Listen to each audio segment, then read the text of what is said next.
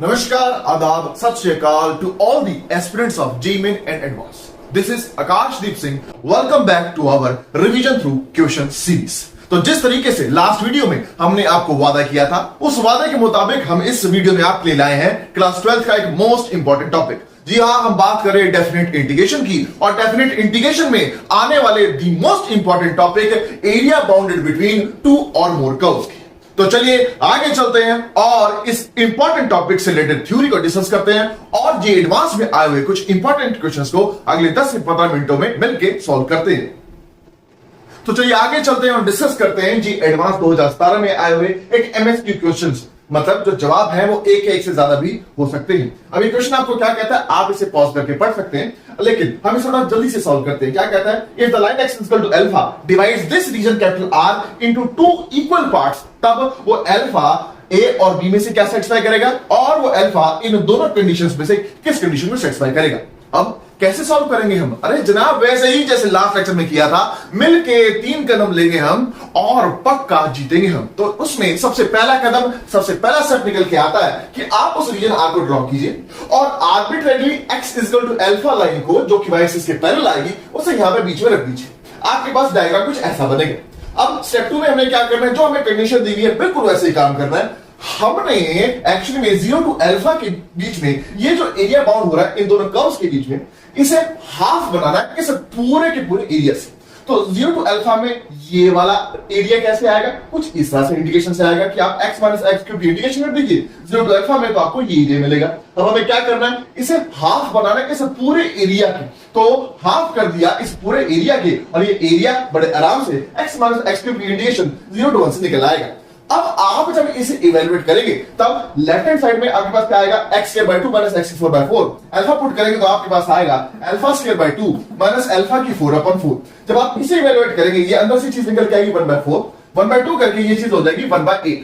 आप अब जब इसे सॉल्व करेंगे, ये कंडीशन आपकी रिड्यूस हो जाएगी सी वाले पार्ट में। आप इसे इवेलुएट करके दे सकते हैं, तो आपके सी और डी में सी आंसर निकल के आएगा। अब सी ऑप्शन के बाद अब वो पूछ रहे कि ए और बी में कौन सा आंसर निकल के आएगा। अब ए और बी के लिए अगर आप ध्यान से देखें कि अगर मैं x इक्वल टू अल्फा को राइट हैंड साइड शिफ्ट करता हूं, तो हमारा जो एरिया है बिटवीन दीज टू कर्व्स वो बढ़ता चला जा रहा है। तो स्टेप 3 में आप क्या कीजिए, सिर्फ x माइनस एक्स क्यूब की इंटीग्रेशन कर दीजिए 0 टू हाफ में, मतलब बिल्कुल बीच में। अगर ये इंटीग्रेशन हमारी इस वाली वैल्यू के बराबर या बड़ी आ गई, तो हमारा अल्फा पक्का 0 टू हाफ के बीच में लाई करेगा। और अगर ये वैल्यू हमारी इस वाली वैल्यू से आपकी बेटा स्ट्रिक्टली छोटी आ गई, तो हमारा जो अल्फा है पक्का बेटा बी ऑप्शन मतलब हाफ से 1 के बीच में लाई करेगा। जब आप इसे इवेल्युएट करेंगे, इवेल्युएट करना बड़ा आसान है, ये इवेल्युएट होकर 7/64 आएगी। ये चीज आपके पास 1/8 आएगी, और क्लियरली क्योंकि 7/64 1/8 से छोटा है, तो इसलिए हमारा जो अल्फा है वो हाफ से 1 के बीच में लाई करेगा। So such a nice question but attemptable question. तो चलिए आगे चलते हैं और इस डिस्कशन को जारी रखते हैं।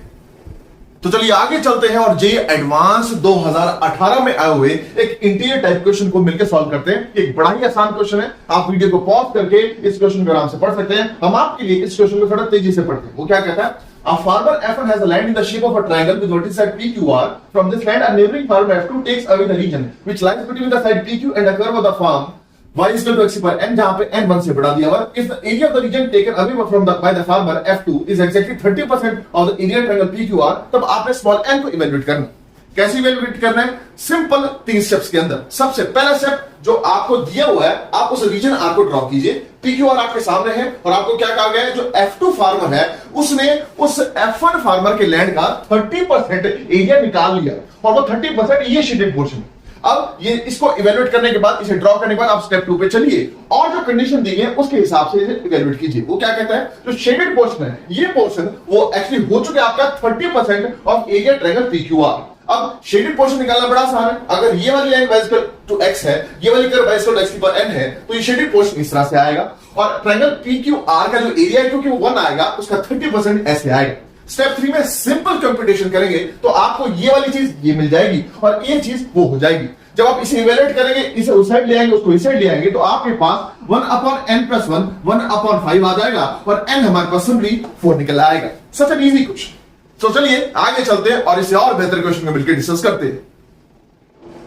तो चलिए आगे चलते हैं और 2019 जे एडवांस 2019 में आया हुआ लेटेस्ट क्वेश्चन है उसे आपके साथ मिलकर सॉल्व करते हैं। आप इस क्वेश्चन को पढ़ ही पा रहे हो, क्या कहता है, एरिया ऑफ द रीजन बताएं, जहां पे आपको रीजन ये दिया हो। अब इसको सॉल्व करने का तरीका क्या है, सिंपली 3 स्टेप लगाएं और आंसर पाएं। कैसे? आप सबसे पहले क्या कीजिए, यहां पे जो जो आपको कर्व्स दी हुई है उन कर्व्स को पिक कीजिए, उनको ड्रॉ कीजिए और उनके पॉइंट्स ऑफ इंटरसेक्शन निकालते हुए आपने जो एरिया निकाला है उस रीजन को शेड कर दीजिए, वैसे ही जैसे आपके सामने स्टेप 1 में हमने किया हो। स्टेप 2 में अगर हमें इस एरिया को इवेल्युएट करना है तो इसको इवेल्युएट करेंगे 2 तरीके।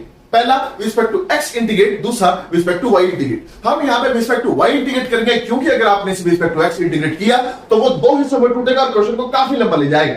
लेकिन जब हम रिस्पेक्ट टू वाई इंटीग्रेट करते हैं तो उसमें हमें वो फंक्शन पता होनी चाहिए किसकी आपने इंटीग्रेशन करनी, लोअर लिमिट और अपर लिमिट पता होनी चाहिए। मतलब आपने स्टेप 2 में y1 y2 और g of y निकालना है। अब y1 और y2 निकालने आसान है, आपने कुछ नहीं करना, इस रीजन की आपने परछाई लेंगे y एक्सिस पे। तो आप परछाई लेंगे जब इसकी y एक्सिस पे, आपको दिखेगा आपका y 1 से 4 लाई कर रहा है, तो इसलिए स्टेप 3 में जो आपका आंसर है उसमें जो लिमिट है वो 1 से 4 हो जाएगी। लेकिन g of y क्या आएगा? g of y एक्चुअली में निकालने का तरीका बड़ा सिंपल है। ध्यान रखें कि तीर चलाएं और g of y पाएं। तीर कैसे चलाना है? आपने तीर चलाना है with respect to x axis पे पैरेलल रहते हुए। आप यहां से तीर चलाएं और ये देखें आपका जो ये तीर है आपके रीजन को पहले कहां हिट करता है। अब वो पहले हिट करेगा y इक्वल टू x के ऊपर, वो से आप x in terms of y लिखें, मतलब वो निकल के आएगा √1, राइट। और फिर देखिए तीर निकलते हुए किस हिट कर रहा है, तीर निकलते हुए हिट करता है xy इक्वल टू 8 को। यहां पर x in terms of y लिखें, वो आएगा x इक्वल टू 8y।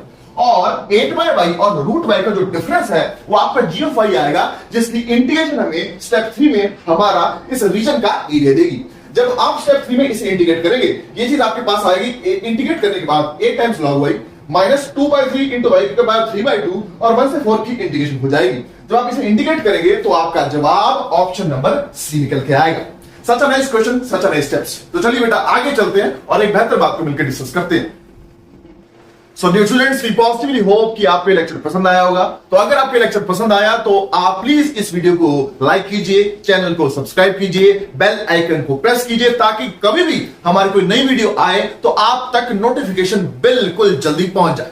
तो अगले लेक्चर में हम आपसे फिर मिलेंगे, लेकिन अब क्लास 11th के कंसेप्ट के साथ। तो प्लीज घर रहिए, सुरक्षित रहिए एंड मैथमेटिक्स पढ़ते रहिए, क्योंकि आप जैसे अच्छे आईआईटीएंस और मैथमेटिशियंस की इस देश और इस दुनिया को बहुत बहुत बहुत ज्यादा जरूरत है। Thank you very very much for your time.